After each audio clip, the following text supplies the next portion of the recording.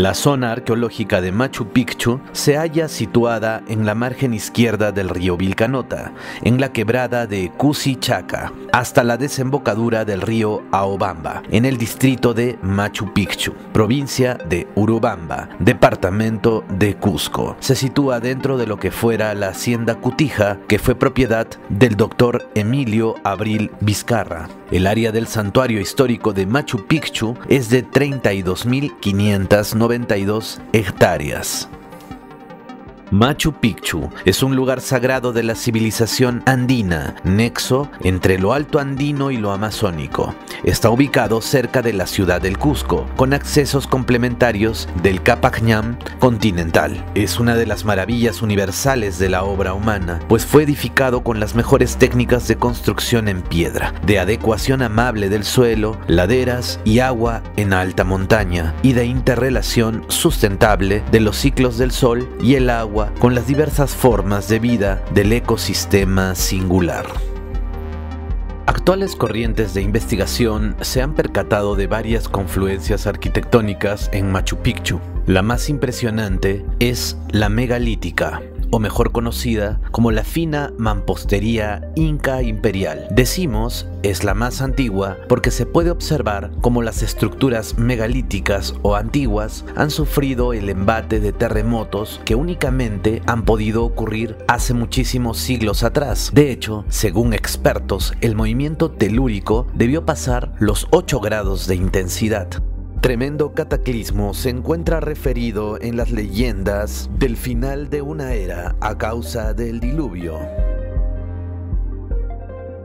Y es que si miramos al detalle, se observan en estos muros reparaciones con una técnica diferente, que no se parece a la anterior descrita en complejidad y perfección. Convenimos en que son refacciones posteriores, ya que es una arquitectura más sencilla, aunque no deja de ser inca. Nadie niega que la construcción de Machu Picchu es obra de los incas. Su presencia arquitectónica es notoria y guarda correlación con otros lugares del Cusco. Además, se han encontrado restos de habitantes muy antiguos, poblaciones diversas en la Yacta y alrededores, así como evidencia de pinturas rupestres, lógicamente producidas por hombres de hace miles de años. Sin embargo, si uno observa Machu Picchu con paciencia, encontrará un porcentaje de arquitectura megalítica similar a la que podemos hallar en Ollantaytambo, Pisac, Sacsayhuamán y otros lugares del Cusco, misma que es relacionada a la era antediluviana, según expertos, con una antigüedad mínima de 12.000 años. Según nuestra opinión, fue diseñado por los incas paleolíticos, digamos, los ancestros de los incas del siglo XIII.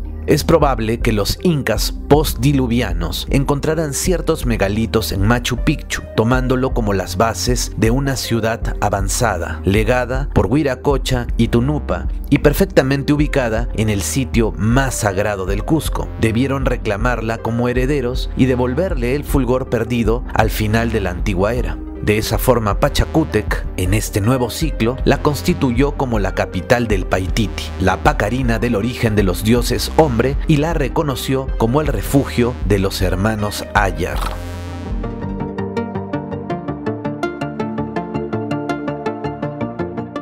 La pregunta que nos hacemos es, ¿a qué momento del tiempo se remonta el origen de Machu Picchu megalítico? Si su estructura fue concebida por ensayo y error, les debe haber tomado mucho el llegar a desarrollar los métodos para transportar, cortar y enlucir sus muros megalíticos, sin contar el tiempo que les debió tomar encontrar el lugar adecuado en aquella poco accesible región, leer todas las formas de la naturaleza y su comportamiento a lo largo de diversos momentos de varios años, descartar sitios similares para quedarse con el más adecuado y para que, según esas características del lugar, confluyan la arquitectura y la naturaleza en una armonía física y mística, religiosa y cosmológica.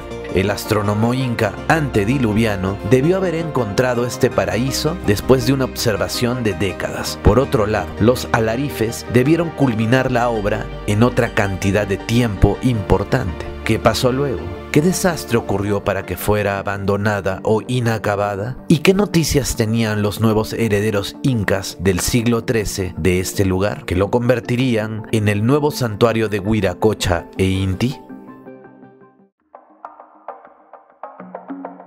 De hecho, el vetusto dios Wiracocha de eras pasadas no fue reemplazado por el culto nuevo al dios Inti. Este antiguo culto a Wiracocha coexistió en armonía con las austeridades principales practicadas en Machu Picchu. Sin embargo, nunca recibió sacrificios directos por considerársele una poderosa fuerza, habitante de una dimensión omnipresente, pero a la vez inalcanzable por ritos humanos. Los incas no eran idólatras.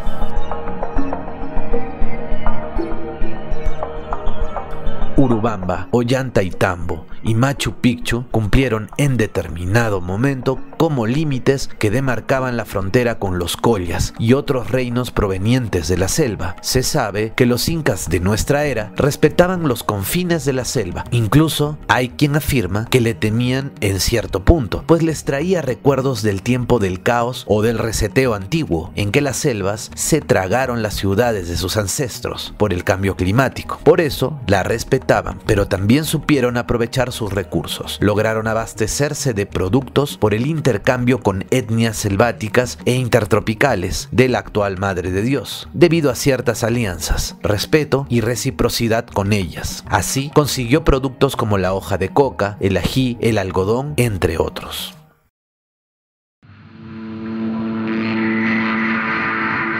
Según Luis Valcárcel, es probable que Machu Picchu haya sido descubierta u organizada en un primer momento por los Capacs, descendientes de uno de los hermanos Ayar, quienes vinieron de Pacarectambo o el actual Pumaorjo. Esto se desprende de una antigua leyenda. Es una historia andina sobre el reparto del mundo. Aquí aparecen como beneficiarios Manco Cápac, Colla Cápac, Tocay Cápac y Pinahua Cápac. Habría pues el indicio de que en algún tiempo los dos últimos controlaban el valle de Urubamba, sin que esto quiera decir que no existieran otros jefes de poder más limitado cuyos nombres aparecen en las crónicas. Estos dominios eran gestionados a su vez por otros jefes de importancia, como los Apus y Capacuna, que custodiaban la entrada al Antisuyo, de quienes Tocay Cápac fue el más poderoso y cuyos descendientes frenarían la conquista de los incas, descendientes de otro de los hermanos Ayar, de Manco Cápac, el fundador del Cusco.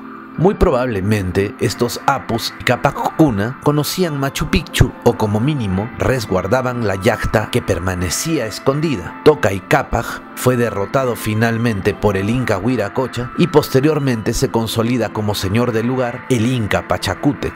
Pero volvamos a Pacarectambo. De allí salieron los Tampus, quienes amanecieron o emergieron de la mítica chincana Sutic-Tocjo. Recordemos que fue Tunu Apa o Tunupa quien le entrega el Tupac Yauri o cetro real a Lapu Tampu, quien era jefe de Ollantaytambo. ¿Es el Tupac Yauri un instrumento mítico o acaso una poderosa tecnología antigua hoy perdida que permitía doblegar el peso y dureza de la piedra más resistente que existe? El granito. Esto lo veremos en nuestro próximo reportaje, recientemente rodado en Ollantaytambo.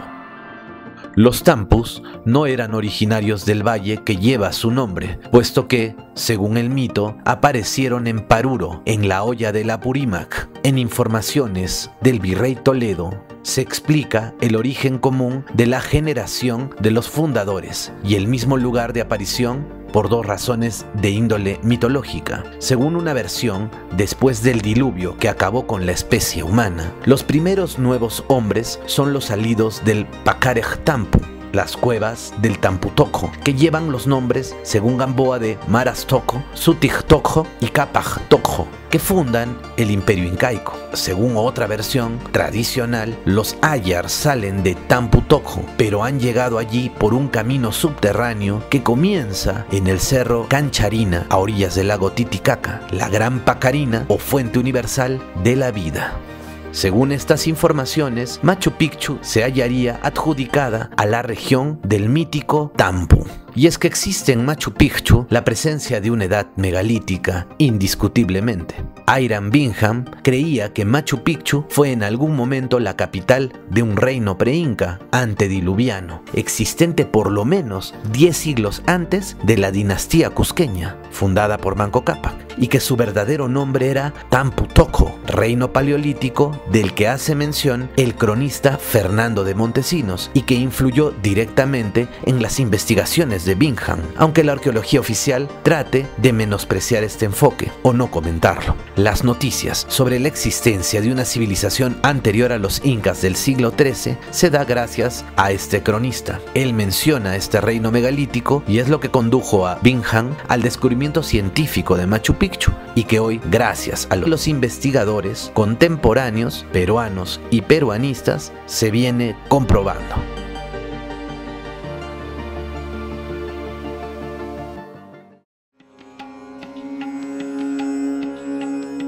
Hay que anotar que según el cronista Bernabé Cobo, el idioma verdadero de los incas se hablaba en Tampu, cerca a Urubamba. Los Tampus eran la tribu primigenia hermana de los incas de nuestra era, y así luego se le denominó a esta región del Antisuyo. Luego de la sucesión de los más célebres incas y en plena guerra civil entre Huáscar y Atahualpa, llegaron los españoles. Fue Manco Inca quien resistió a los invasores y se replegó en Ollantaytambo, donde levantó y organizó a estos ancestrales ayllus, quienes recién tomaban conocimiento y comprendían la magnitud de la traición de los europeos. Los más ancianos hombres de la región Tampu dieron su respaldo al último inca, y este se dirigió a Vitcus y a Vilcabamba, en espíritu pampa, llevándose con él al Punchau de oro y otras reliquias incas. Manco destruyó el camino a Machu Picchu y sepultó algunas huacas sagradas. Ningún inca de la resistencia se atrevió a vivir en Machu Picchu, aunque sí lo visitaron y ordenaron su protección. Una vez muertos los últimos incas de Vilcabamba, la clase política y religiosa que habitó Machu Picchu seguramente ya habría partido rumbo a la selva, llevándose con ellos sus reliquias ancestrales. De otro lado, la ciudadela fue lentamente abandonada también por parte de los que la administraban, sumado a eso a las crisis logísticas y climáticas. Sin embargo, los restos óseos encontrados en las expediciones de Bingham dan cuenta de que la ciudadela fue habitada hasta el último minuto, pero también se contemplan otras posibilidades, como que fue abandonada y quemada parcialmente como último recurso para que no sea arrasada por los españoles de la conquista. Luego Machu Picchu fue cubierta por la bruma del tiempo, aunque nunca fue del todo olvidada o estuvo perdida.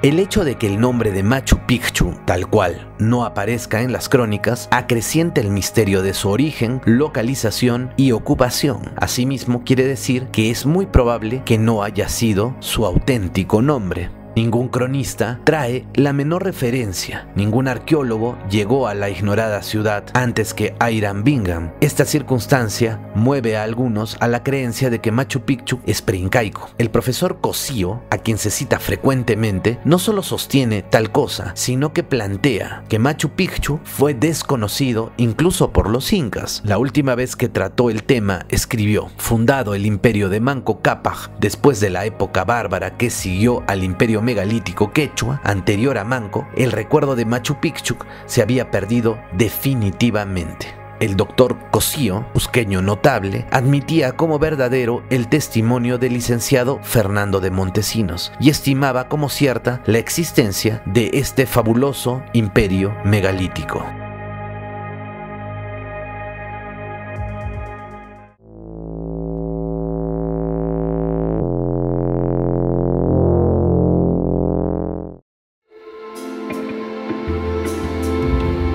Baltasar Ocampo le dio directamente información muy valiosa a Valcárcel. Ocampo era un viejo vecino de Vilcabamba. La enumeración que hace de todos los pueblos donde habitaron los incas comprende los de Marastampus, Urupampa, Chinchero, Yucay, Urco, Palpa, Pisaj, lo que confirma la referencia histórica de estar el Valle del Urubamba comprendido en el área de privilegio en el imperio. Cuando Ocampo hace alusión a los incas de Vilcabamba, presenta una serie de interesantes datos, como la presencia de Titu Cusi Yupanqui y Tupac Amaru, aunque en forma secreta, en las fiestas por el bautizo de Melchor Carlos Inca en el Cusco, bajo el padrinazgo del virrey Toledo. Allí es donde se da el secuestro de Tupac Amaru por parte de la panaca real. Tupac Amaru es llevado a la Casa del Sol con las agyas y mamacunas. Luego de la muerte del inca Titu Cusi, Ocampo refiere lo siguiente: con tambores roncos y grandes gemidos y sollozos, llevando cada insignia de una en una manos de los más grandes señores cubiertos de luto, fueron a la Casa del Sol donde estaba el inca Tupac Amaru, señor legítimo y verdadero hermano de Titu Cusi Yupanqui, ya difunto. Tupac Amaru estaba, como muchacho, con las agyas y mamacunas. El inca Tupac Amaru estaba en la fortaleza de Pitcos, que se encuentra en un altísimo cerro, donde señorea gran parte de la provincia de Vilcabamba, donde tiene una plaza de suma grandeza y llanura en la superficie, y edificios suntuosísimos de grande majestad, hechos con grande saber y arte, y todos los umbrales de las puertas, así principales como medianas, por estar así labradas, son de piedra mármol, famosamente obradas, de donde sacaron al dicho Topa Amaru Inca, y dieron la obediencia como a su señor natural. De este texto se entiende que el joven príncipe estaba encerrado con las agyas y mamaconas en un recinto anexo a la Casa del Sol, y hay que suponer que este santuario se hallaba ubicado en Pitcos, una fortaleza en lo alto de un cerro muy elevado. Es fácil asociar estos indicios: la Casa del Sol, la Casa de las Escogidas, encierro de Tupac Amaru, fortaleza, altísima montaña, nombre Pitcos, amplia plaza, edificios suntuosísimos, piedras de mármol blancas. Salta como una revelación clarísima que todo esto reunido da como resultado la figura de Machu Picchu, o por lo menos así lo plantea Luis Valcárcel. Pitcos sería entonces su verdadero nombre. Definitivamente no es una adulteración de Vitcos o Viticos, sino más bien de Picchu, la tercera toponimia que aparece asociada a Machu Picchu y Huayna Picchu en el documento del siglo XVIII dado a conocer por García.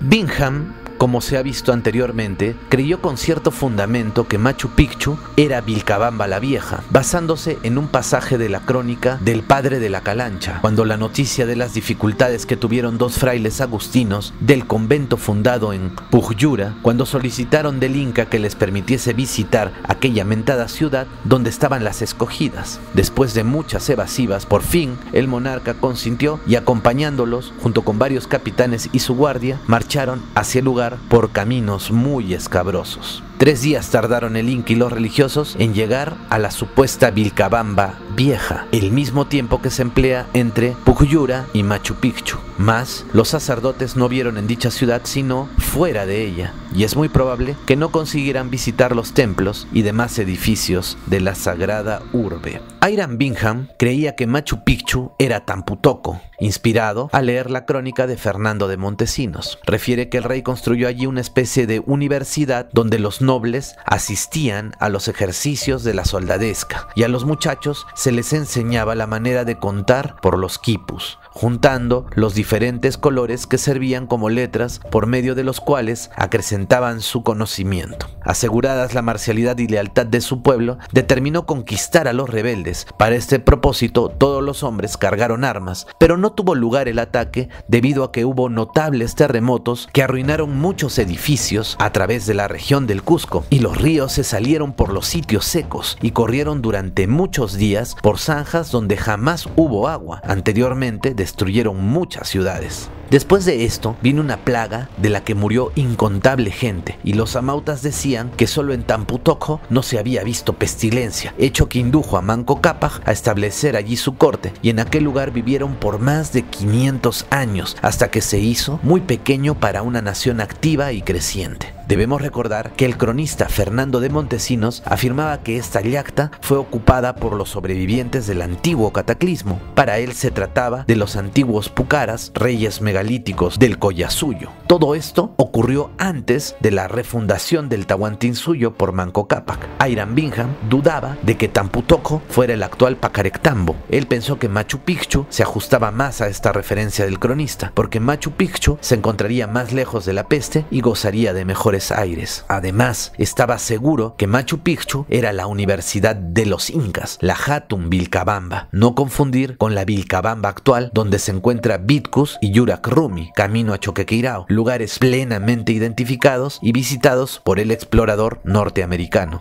Sigamos. En la crónica de Juan Santa Cruz Pachacútec, Bingham leyó que después de que Manco Cápac urbanizó el mundo, mandó a construir trabajos para que se ejecutaran en el lugar de su nacimiento, consistiendo en una pared de albañilería con 3 ventanas, que eran emblemas de la casa de sus padres, de quienes descendía. Las llamaron ventanas, de acuerdo a sus abuelos y tíos paternos y maternos. Por eso Hiram Bingham pensaba que el templo de las 3 ventanas se relacionaba con la leyenda de los hermanos Ayar y era una referencia a las pacarinas incas. Para otros, Machu Picchu podría tratarse de Choquepalta, lugar donde residía Sayri Túpac. Se encuentran estos dichos escritos en la crónica de Antonio de la Calancha. Nuevamente, dice: junto a Vitcos existe un pueblo, Chuquipalpa, o la Casa del Sol, y en ella hay una piedra blanca encima de un manantial de agua, donde el demonio se aparecía visible y era adorado, siendo el principal mochadero de aquellas montañas. Los frailes agustinos quisieron ahuyentar al demonio de esta piedra llamada Yurak Rumi, quemándola con leña. ¿Es acaso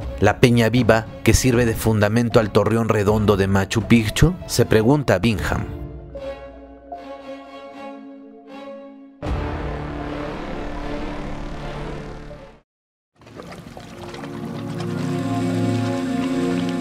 Según la tradición oral de los habitantes de la región del Tampu, que se escuchan desde el periodo colonial hasta nuestros días, se dice que existen más de 100 ciudades perdidas en la jungla, y en una de ellas obra la ciudad que guarda grandes tesoros llamada Platerillayoc. La más reciente investigación al respecto de Hatun Vilcabamba viene siendo realizada por el español Santiago del Valle y un equipo de exploradores peruanos, entre locales y arqueólogos, quienes desde 1997 hasta hoy han trabajado y han dado a conocer el hallazgo de una ciudad inca que han identificado como la Hatun Vilcabamba, la última residencia de Tupac Amaru I, capital de Marcanay y Huayna Pucara, que se mantuvo oculta desde tiempos de la conquista hasta las recientes excavaciones en el lugar. La ciudadela estaría ubicada cerca a la actual Patibamba, en Marcana, por el río Pampaconas y más allá del valle de Choquezafra. El grupo encontró vestigios del Capajñán,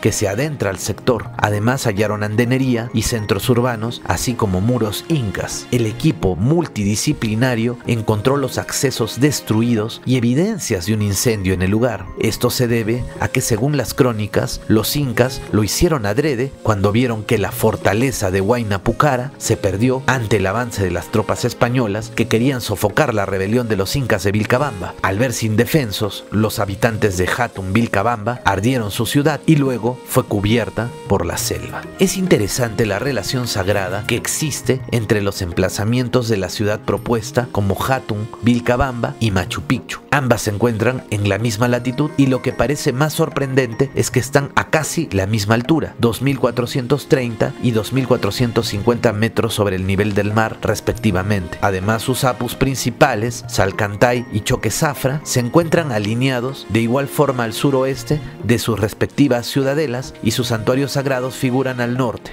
Huayna Picchu y Llana Orco. ¿Casualidad?, se pregunta Santiago del Valle. El gobierno peruano ha validado este descubrimiento y lo hizo público a través de un decreto supremo. Las investigaciones continúan. Retomando a Bingham, dice: hasta que podamos encontrar otra ruina dentro de 3 días de Pujyura que corresponda a los requisitos de una universidad de idolatría, un centro religioso importante que contenga en general los restos de mujeres, yo estoy inclinado a creer que tenemos en Machu Picchu la Vilcabamba vieja de la crónica de Calancha. Por último, se puede afirmar que Pitcos no es Viticos o Vitcos, porque la descripción de Ocampo no corresponde en absoluto al poblado que sirvió de residencia a los incas del postrer gobierno, el cual fue perfectamente identificado por Bingham. Según Valcárcel, no cabe pues otra equivalencia que la señalada. Pitcos es Piccho.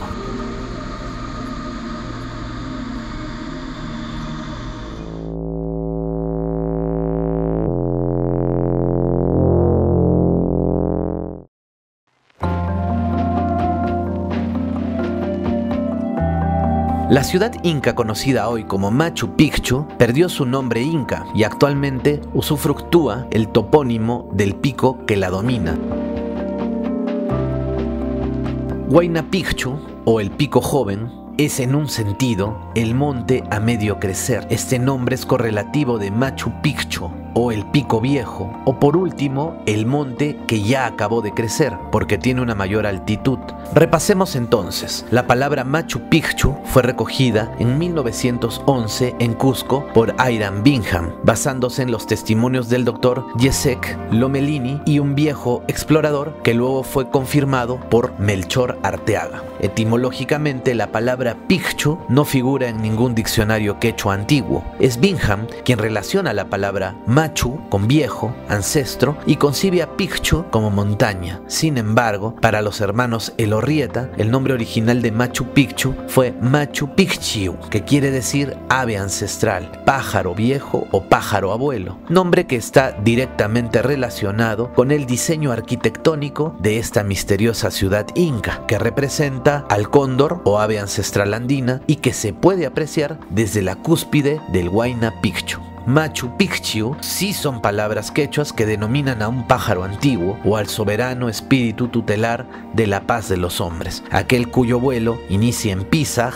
se dirige al este y en su extremo llega a Machu Picchu, misma dirección en que bien vierte sus aguas el río sagrado y punto donde renace el río celestial o la Vía Láctea.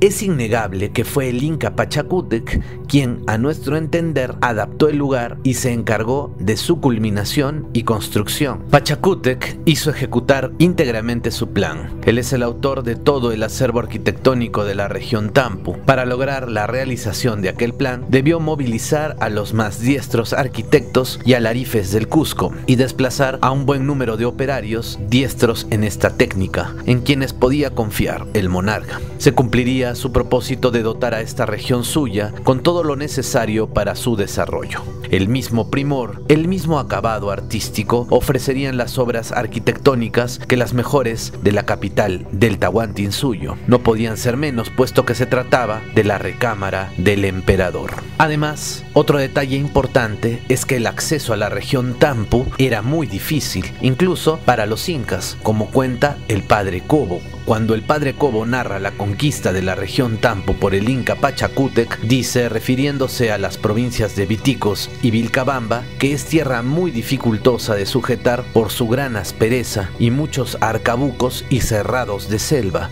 Machu Picchu lo era aún más, de ahí que todas las entradas de españoles fueron hechas por otras rutas de la misma región que conducían a puntos más accesibles.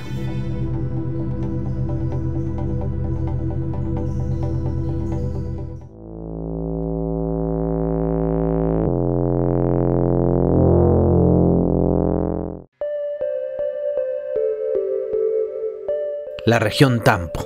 Y Machu Picchu es fruto de la cosmovisión andina. Es el triunfo del hombre por sobre las bestias salvajes de la selva. Es la historia de los humanos salidos de la oscuridad de Ujupacha y cómo se elevaron hacia las alturas donde surge la luz de Inti y baña con su poder y brillo los picos más altos de las montañas. Machu Picchu es una copia del cosmos. Allí yacen sus máquinas astronómicas y matemáticas de piedra. Nosotros, como occidentales, creemos reconocer en ella un fuerte militar, un bello palacio inca, un Ajiahuasi, un centro astronómico o un mero núcleo de control administrativo. Pero para el hombre andino, Machu Picchu es un lugar geográfico material, pero a la vez cósmico, religioso y espiritual y político. Es todo al mismo tiempo. Es una verdad, simplemente conceptos que escapan de nosotros, etnocentristas civilizados.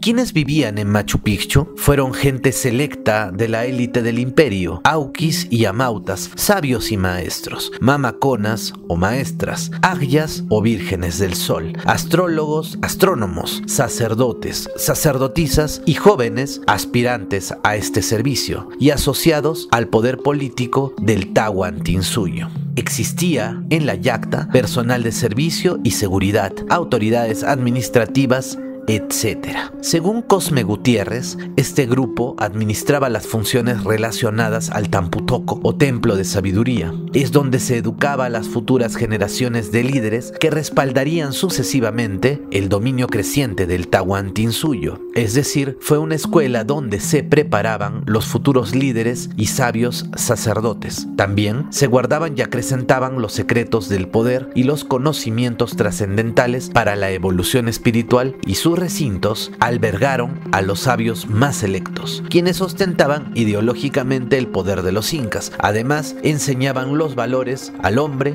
al inca y a la colla.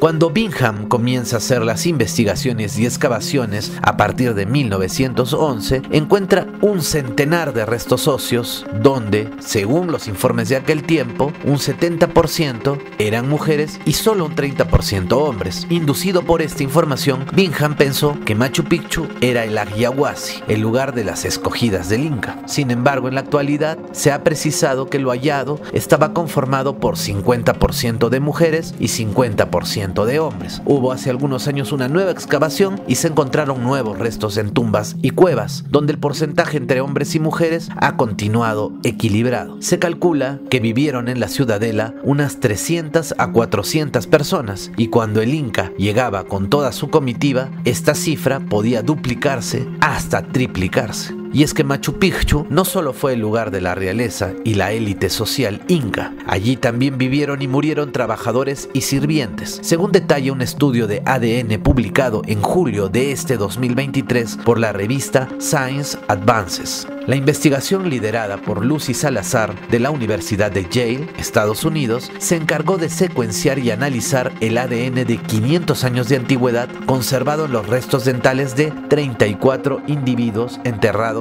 en Machu Picchu.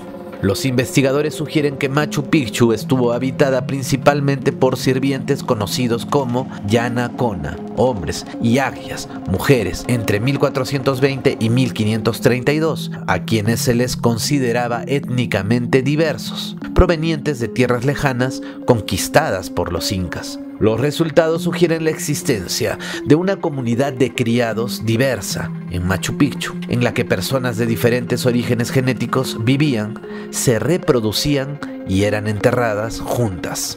El análisis mostró que los individuos procedían de todo el imperio inca, algunos incluso de la Amazonía, y solo 2 personas, madre e hija, estaban biológicamente emparentadas, lo que demostraba que habían sido llevados allí como individuos y no como parte de un grupo familiar o comunitario. Encontraron que otros provenían de regiones costeras y de la sierra peruana, así como de regiones amazónicas de Perú, Ecuador, Colombia, Brasil y Paraguay. Otro grupo habría tenido su origen en la zona donde se encuentran los los restos de Machu Picchu. De acuerdo al nuevo informe, todas las personas estudiadas, independiente de su ascendencia, fueron enterradas juntas en los cementerios principales, aunque fuera de las edificaciones de las élites. Esto parece indicar que no tenían diferentes estatus sociales entre ellos, o también podría significar que compartían el hecho de haber nacido en otro lugar fuera de Machu Picchu. Se desconoce el grado de coacción en el que vivieron, pero la evidencia sugiere que habitaban cómodamente,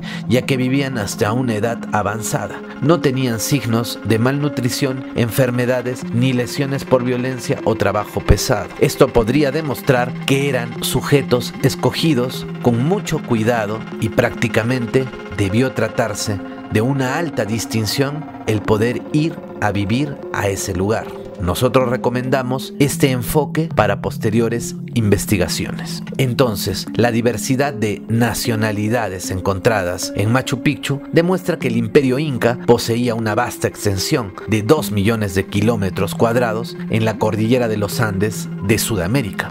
Sin embargo, no deja de llamarnos la atención la cantidad de cráneos alargados que fueron encontrados en Machu Picchu. El propósito de la antigua práctica de la deformación craneal no deja de ser un misterio, pues no fue un simple distintivo. Se sabe que los incas buscaban a través de estos procesos acrecentar las capacidades intelectuales y psíquicas de los humanos. Además, según los recientes exámenes llevados a cabo por el investigador Brian Foster, se ha hallado cráneos que corresponderían a un tipo de homínido diferente al Homo sapiens. Así es, hablamos de gente con cráneo alargado de nacimiento. Pero este tema lo veremos a profundidad en un próximo video.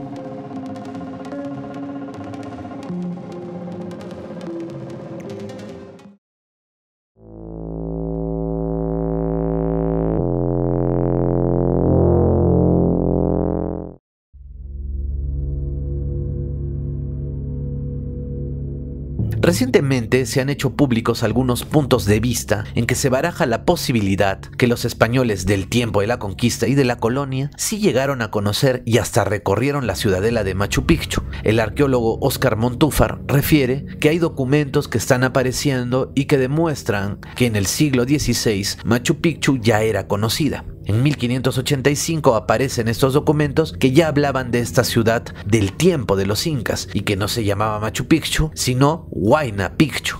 Comenta que en 1623 los españoles ya habían caminado por Machu Picchu, pues se encontraban en los límites de lo que sería el pueblo de San Francisco de la Victoria de Vilcabamba y del pueblo de Ollantaytambo. Para hacer los linderajes, caminaron por esta zona, sentencia. Se basa, en parte, en evidencias físicas como la hallada en Cantupata, donde hay cruces en las pinturas rupestres. Fuentes más antiguas confirman esta idea, como la brindada por el doctor John Howland Rowe. Afirma, Picchu o Pichu no solamente fue conocido por los españoles del siglo XVI, formó parte de los repartimientos de Calca, Tambo y Amaibamba, encomendados primero a Hernando Pizarro y después a Arias Maldonado. La vinculación de Picchu con este repartimiento aparece en una provisión del conde de Nieva en 1562, documento publicado en 1906. Asimismo, el antropólogo Marino Sánchez refiere, en 1565, Diego de Figueroa, en su relación de viajes, menciona la existencia de una ciudad de paz llamada Picchu y que a oídos de los españoles pudiera ser Picchu o Pitcos.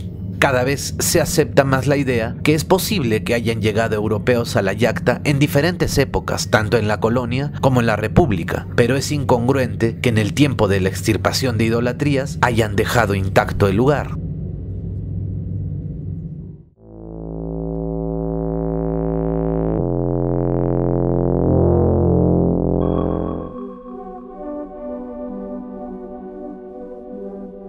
Hiram Bingham excavó en el santuario histórico de Machu Picchu y extrajo cerca de 46,000 piezas arqueológicas. Han pasado más de 100 años y el Perú ha podido recuperar esta colección que permanecía custodiada en la Universidad de Yale y sus museos. Actualmente se encuentran estos artículos bajo custodia de la Universidad San Antonio Abad del Cusco. Yale devolvió en 3 entregas más de 46.000 piezas de la colección Machu Picchu. La colección consta de piezas museables, siendo un total de 4.849 de fragmentería, 3.877 piezas de cerámica, 635 de lítico, 167 de metal, 9 de orgánico, 31 restos de animales y 130 restos humanos. Curiosamente, nunca se hallaron artículos de oro, a excepción del descubierto en 1995 en la plaza adyacente al Templo del Cóndor por la antropóloga Elba Torres Pino. Correspondería a un brazalete de oro de 16 quilates perteneciente al Inca Pachacútec, quien según los dibujos de Huaman Poma solo ostentaba uno.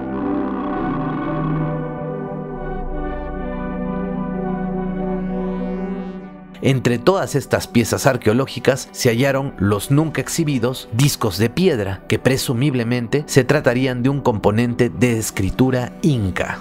Se trata de 156 discos de diferentes tamaños, grandes y pequeños.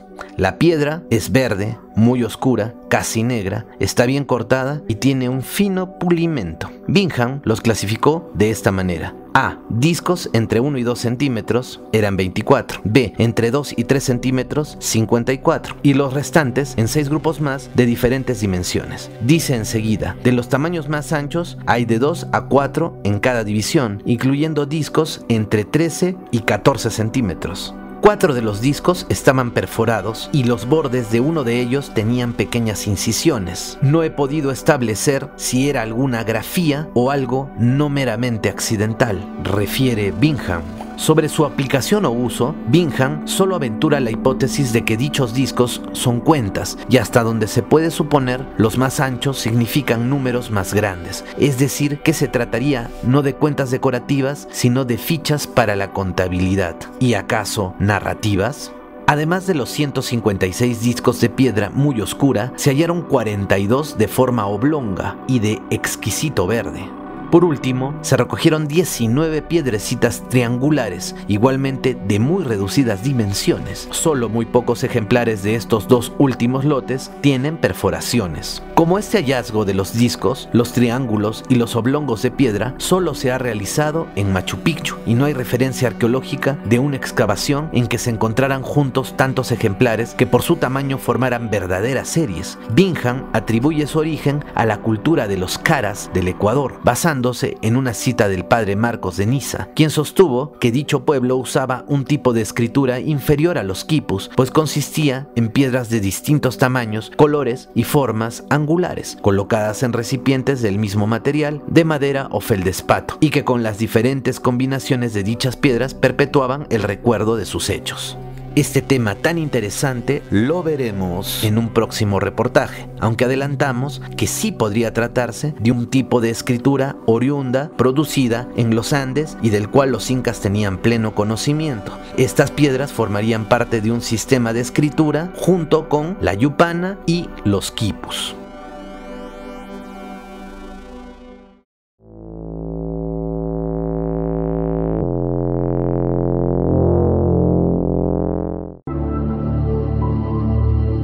Pero ¿a dónde llevaron los andinos las reliquias de los incas? En específico, los tesoros más cotizados por los españoles, como artículos de oro, que para los hombres del Tahuantinsuyo no poseían un valor monetario, empero sí poseían ciertas propiedades sagradas. Según una leyenda, cuando el Inca Yupanqui inició su gobierno, conquistó grandes territorios en costa y sierra. También envió expediciones a la selva, donde encontraron un yacimiento en un río recóndito, llamado Pantiacoyo. Allí construyó entonces un camino secreto para conectar el yacimiento aurífero con el Cusco. Trajeron mucho oro con el que decoraron el Coricancha y muchos otros templos del Tahuantinsuyo. Según otra leyenda, Choque Auqui, hermano de Huáscar, tomó parte del rescate al enterarse que había sido muerto Atahualpa. Entonces retorna al Cusco con el valioso cargamento. Le dijo a su grupo: vamos al Paiquiquín, vamos, llevemos el oro a su lugar de origen. Quienes quieran, síganme.